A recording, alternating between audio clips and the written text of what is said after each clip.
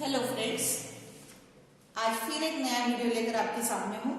उम्मीद है आपको मेरे वीडियोस पसंद आ रहे हैं और काफ़ी डिमांड थी मुझे कि फाइनेंशियल अकाउंट पे एमसीक्यू बनाइए, तो फाइनेंशियल अकाउंट के सोल ट्रेडर पर एमसीक्यू बनाया है। तो ज़्यादा समय वेस्ट ना करते हुए हम लोग एमसीक्यू की तरफ बढ़ेंगे। पहला MCQ, which of the following is owned by a single person. Examples है A private company, B public company, C joint Hindu family and D sole trader. तो इन चारों में से ऐसा कौन सा बिजनेस फॉर्म है जो सिंगल पर्सन ऑपरेट करता है? प्राइवेट कंपनी, ऑब्वियसली इसमें कंपनी है तो काफी सारे शेयर होल्डर्स होते हैं। मिनिमम 2 एंड मैक्सिमम 50 का ऑप्शन था पहले, अब भी है। उसके बाद में public company, public company means सार्वजनिक company, minimum 7 and maximum infinite shareholders इसमें रह सकते हैं।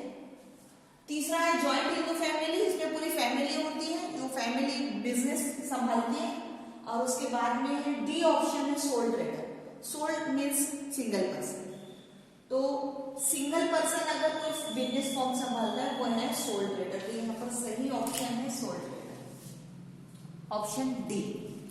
सेकेंड एमसीक्यू है, in which form of business there is no need to share profit. यानी बिजनेस का कौन सा फॉर्म है जहां पर प्रॉफिट को शेयर करने की जरूरत नहीं?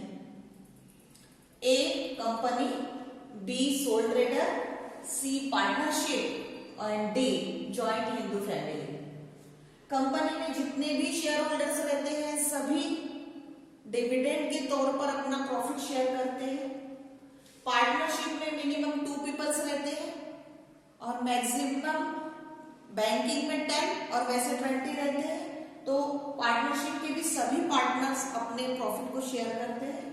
Joint Hindu family, joint Hindu family के जितने भी मेंबर रहते हैं सभी को प्रॉफिट मिलता है। सोल ट्रेडर ऐसा बिजनेस फॉर्म है जिसमें अकेला पर्सन रहता है।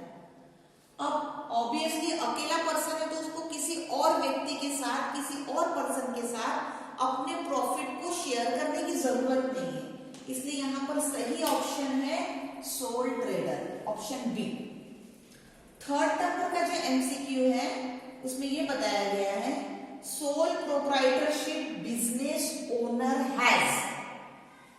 तो जो सोल प्रोप्राइटरशिप बिजनेस ओनर रहता है उसकी रिस्ट्रिक्टेड लायबिलिटी रहती है, अनलिमिटेड लायबिलिटी रहती है, नो लायबिलिटी रहती है या लिमिटेड लायबिलिटी रहती है।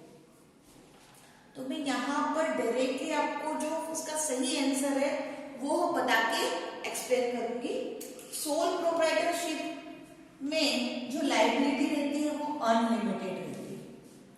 अनलिमिटेड लायबिलिटी का मतलब ये होता है कि यदि बिजनेस का दूसरों की लायबिलिटी पेड करने के लिए बिजनेस की प्रॉपर्टी कम पड़ती है तो उसकी पर्सनल प्रॉपर्टी भी उसके लिए रिस्पॉन्सिबल होती है। दैट मीन्स अगर कभी सोल प्रोप्राइटर इंसॉल्वेंट हो जाता है, इसका दिवालिया अगर निकल जाता है, ऐसे समय में अगर लोगों के पैसे देना है तो केवल बिजनेस की प्रॉपर्टी जो है वो रिस्पॉन्सिबल नहीं रहती, तो उसकी पर्सनल प्रॉपर्टी भी बिक जाती है। इसका मतलब ये है कि उसकी लायबिलिटी अनलिमिटेड होती है। So correct answer is unlimited liability. उसके बाद जो फोर्थ एमसीक्यू है वो ये है, the assets that can be converted into cash with in A short period 1 year और लेस आर नोन एज। ऐसी एसेट जिसको हम कैश में कन्वर्ट कर सकते हैं विद इन अ ईयर या 1 साल से कम समय में भी हम जिसको कैश में कन्वर्ट कर सकते हैं वो एसेट कौन सी है? ऑप्शन है current asset, fix asset, intangible asset and investment. So कुछ आइडिया है आप लोगों को? करेक्ट आंसर है करंट एसेट। करंट एसेट के ऑप्शंस होते हैं stock, sundry debtors, bills receivable, cash, bank. ये बैंक में जो अमाउंट है वो ये सारे करंट एसेट है। अब क्योंकि हम इसको कैश में कन्वर्ट कर सकते हैं विद इन अ ईयर, तो इस तरीके से ये 4 सोल ट्रेडर पर एमसीक्यू है। हम इसी को और कंटिन्यू करेंगे आगे। 5th नंबर का जो एमसीक्यू है वो हम लिखने जा रहे हैं। एग्जाम के लिए ये क्वेश्चंस काफी जरूरी है आपके लिए। अच्छे से तैयारी कीजिए ऑनलाइन एग्जाम की। अगर अभी तक आपने मेरा चैनल सब्सक्राइब नहीं किया होगा तो सब्सक्राइब कीजिए, और अगर आपको मेरा वीडियो पसंद आ रहा है तो इसे लाइक कीजिए और अपने दोस्तों के साथ शेयर करना ना भूलिए, because sharing is caring. Next MCQ हम लोग ले रहे हैं, MCQ number 5th। It is also important for your examination. Patents. I think you all hear about patent, copyrights and trademarks and trademarks are patent, copyright और trademark क्या है? Current assets,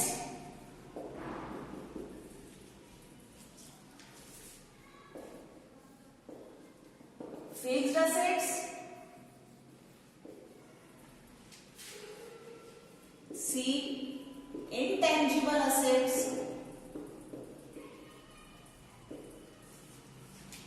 and D investments. So अभी हमने current asset के बारे में जाना। Current asset वो एसेट होता है विद इन अ ईयर जिसको हम कैश में कन्वर्ट कर सकते हैं। फिक्स एसेट वो एसेट होते हैं जो बिजनेस को ऑपरेट करने के काम आते हैं। हम उनको एक बार परचेस करते हैं, बार बार परचेस और सेलिंग का काम नहीं करते।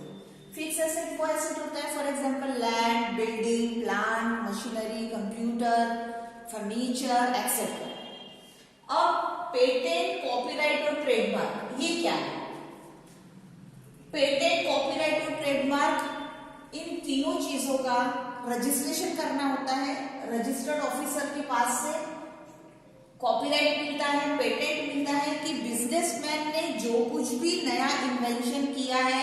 अब ये जो पेटेंट और कॉपीराइट एंड ट्रेडमार्क्स की बात है, जैसे फॉर एग्जांपल कैमल स्टेशनरी है, कैमल इसमें ट्रेडमार्क है, उनका कैमल का साइन है, वो उनका ट्रेडमार्क है। वो साइन जो है वो कोई और बिजनेसमैन यूज नहीं कर सकता। अगर कोई और यूज करता है तो उस पर केस करने का अधिकार उस कंपनी के पास होता है। और जैसे पैकेजिंग है, और आपके प्रोडक्ट का पैकेजिंग है, उस प्रोडक्ट के पैकेजिंग का भी पेटेंट जो है वो कंपनी के पास होता है। अगर उन्होंने रजिस्टर्ड किया है तो कोई और बिजनेसमैन उस पैकेजिंग को यूज नहीं कर सकता। सो बट पेटेंट, कॉपीराइट और ट्रेडमार्क ये ऐसे एसेट्स हैं जिसको हम आंखों से देख नहीं सकते, and that's why these assets are called intangible assets. So correct option is intangible asset. उसके बाद का 6 नंबर का एमसीक्यू हम देख रहे हैं। The following is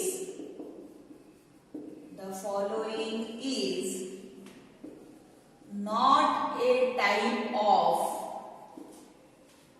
liability. अब लाइबिलिटी का टाइप नहीं है, ऐसा क्या है?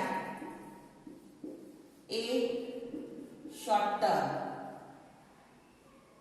B current, C fixed and D contingent. तो यहां पे जो करेक्ट ऑप्शन है वो है short term. Liability, current liability होती है, जैसे करंट असेट होता है वैसे करंट लाइबिलिटी होती है। इसमें बिल्स पेएबल आता है, बैंक ओडी आता है। फिक्स्ड लाइबिलिटी होती है, उसके बाद में कॉन्टिंजेंट लाइबिलिटी होती है। सो शॉर्ट टर्म जो है ये लाइबिलिटी का टाइप नहीं है। So correct answer is a short term. उसके बाद में और एक एमसीक्यू हम लोग लेंगे, एमसीक्यू नंबर 7। आप लोग साथ साथ में पढ़ाई करते जाइए, रजिस्टर पे लिखिए, कैलसी वगैरह साथ में रखिए। नेक्स्ट एमसीक्यू के वीडियो में मैं हायर परचेस पर भी एमसीक्यूज लूंगी। आपको कैलसी की जरूरत पड़ने वाली है। फिर द अकाउंट्स दैट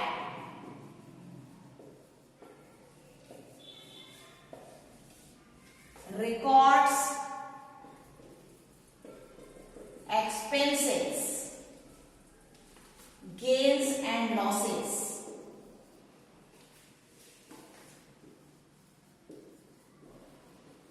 are, कौन से अकाउंट होते हैं जिसमें गेन्स, एक्सपेंसेस और लॉस को रिकॉर्ड किया जाता है? ऑप्शन है personal account, B real account, C nominal account and D none of the above.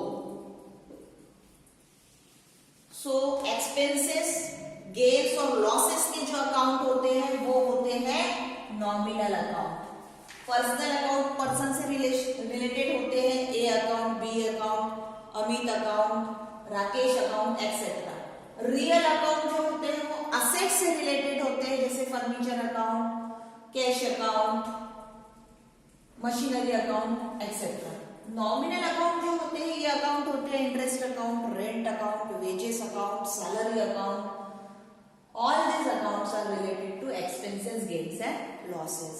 So nominal account जो है वो होते हैं expenses और gains।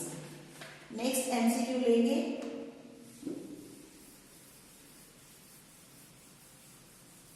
अभी हमें फिलहाल तो कोरोना पैंडेमिक में ऑनलाइन ही एग्जाम देनी है। वैसे भी कॉम्पिटिटिव एग्जाम तो सारे एमसीक्यूज पे बेस के ही होते हैं। Which financial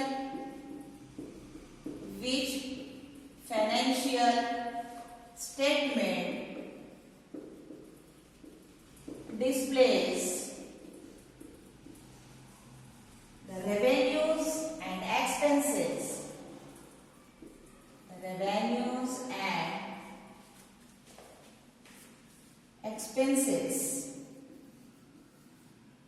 of a company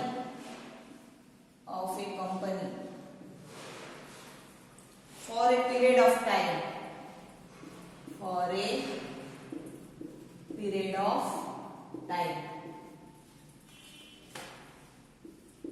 कौन सा फाइनेंशियल स्टेटमेंट होता है जो रेवेन्यू और एक्सपेंसेस एक पर्टिकुलर पीरियड का डिस्प्ले करता है? A income statement,